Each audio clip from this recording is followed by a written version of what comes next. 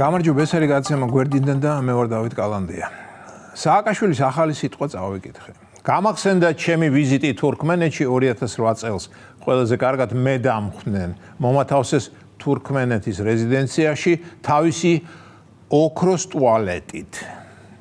ისე რომ დაუფიქრდე, გენიალური ფრაზაა, რომელიც უკვე გაცვეთილად მეჩვენება, სასაცილოა სატირალი რომ არ იყოს. დიახ, მართლა სასაცილო იქნებოდა მიშა სხვა ქვეყნის პრეზიდენტი რომ ყოფილიყო, მაგრამ ის იყო ჩვენი პრეზიდენტი და ამიტომაც ზოგჯერ ცხარე ცრემლით მეტირება. ასეთ რამეს რომ ვისმენ უყურებ, სულ იმას ვფიქრობ, ეს ვინ ყავდა პრეზიდენტად ტო. ეს ტიპი იყო ჩვენი ქვეყნის პირველი და მთავარი სახე. აი ამ კაცს 2004 წელს საქართველოს მოსახლეობის 96%-მა მისცა ხმა. 96%-მა და მაშინ დარწმუნებული ვარ, გაყალბების არანაირი მცდელობა არც კი იყო. 96%-მა კეთილი ნებით მისცა მას ხმა. და მხოლოდ 4%-მა არ მისცა და მე იმ 4%-ში ვიყავი, მეგობრებო. ცხოვრებაში ცოტა რამ მაქვს საამაყო, დედას გეფიცებით, მაგრამ ის რომ 21 წლის წინ ამხელა გამჭრიახობა გამოვიჩინე და მივხვდი who is who და ამ ადამიანს ხმა არ მივეცი, ეს ნამდვილად მეამაყება და ვამაყობ კიდეც. უბანში ხანში შესულ ბიჭებს ზოგჯერ რაღაც დისკუსია გვაქვს ხოლმე, ვინ რით იწონებს თავს და ვინ რით და უცებ მე რომ ვამბობ და მე კი 2004 წელს სააკაშვილისთვის ხმა არ მიმიცია. უცებ ყველა ჩუმდება და თქვენობით და ბატონობით მიწყებს ლაპარაკს და შურით მიყურებენ, დიახ.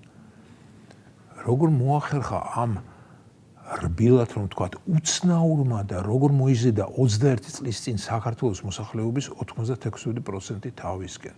ანუ 96%-მა დაიჯერა რომ ეს ბედოვლათი საქართველოს სიბრძნითა და სიკეთით უხელმძღვანელებს და ნათელი, უხვი და ბარაქიანი მომავლისკენ წაიყვანს. მოკლედ, თურქმენეთში 2008 წელს ვიზიტის დროს მიხეილ სააკაშვილს ოქროს ტუალეტი დაახვედრეს. როგორც წარმომიდგენია, ოქროს ტუალეტში ყველაფერი ოქროსი იყო. საინტერესოა, სააკაშვილმა ოქროს ნამდვილობა კბილით გასინჯა, ოქროსი იყო თუ მოოქრული და თუ ოქროსი იყო, არ გამიკვირდებოდა ღამე, როდესაც მთელ თურქმენეთს კბილად ეძინა, მას კლიბით ოქროს უნიტაზისთვის ცოტა რომ ჩამოექლიბა კიდეც.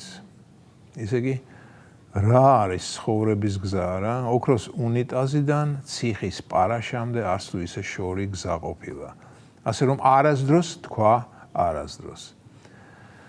კარგი მორჩები ამ ფაქის თემაზე ლაპარაკს, მაგრამ ფაქტად რჩება, ეს კაცი ოქროს ტუალეტის ხამი ჩვენი პრეზიდენტი იყო. პრეზიდენტი, რომელიც 96%-ით აირჩია ჩვენმა გულუბრყვილო მოსახლეობამ. 2008-ში კი უკვე უდიდესი გაყალბებებით ოფიციალურად 54% მოაგროვა.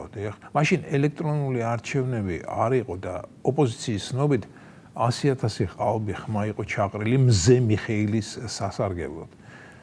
თქვენი არ ვიცი, მეგობრებო, და მე კი სირცხვილის გრძნობა მეუფლება ყოველ ჯერზე ამ ტიპს რომ ხედავ და ეს გრძნობა სულ მქონდა დაწყებული 2003 წლიდან, როდესაც ის ჯავშან ჟილეტში და ვარდით ხელში შევარდა პარლამენტის სხდომათა დარბაზში ისტერიული ყვილილით გადათექი რომ გახსოვთ მისი ის შესვლა დარბაზში და ჩაის დალევა, სხვისი ჩაის დალევა, სხვისი დანერწყვილი ჭიქიდან ჩაის დალევა და ჩვენ მოსახლეობას ეს მოეწონა.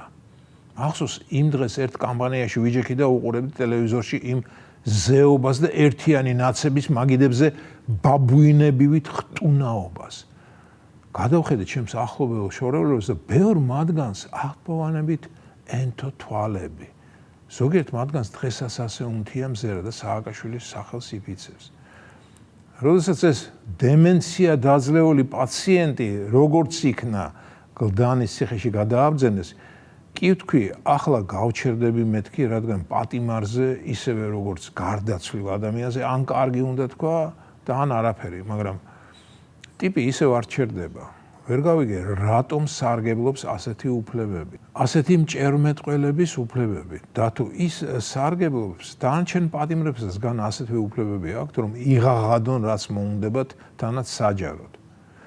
მეგობრო, ყველაზე სატირალი კი ისაა, რომ აი ამ უბედურებას, აბსურდას, სიგიჟეს მე ჩვენი ახლობლები კი ვხედავთ, მაგრამ ასევე არიან ჩვენ შორის ისეთებიც, ვინც ამას აი ამ სიბრიყვესა და თავის მჭრელ სირცხვილს სიყვარული და აღფრთოვანებით უყურებენ დღემდე და რამე რო იყოს იმ სოციოპატის დაძახილზე მას გაყვებიან იქ სადაც ორბი არ ბუდობს და ჩანჩქერი არ გადმოჰქუს ბროლი წყლიანი.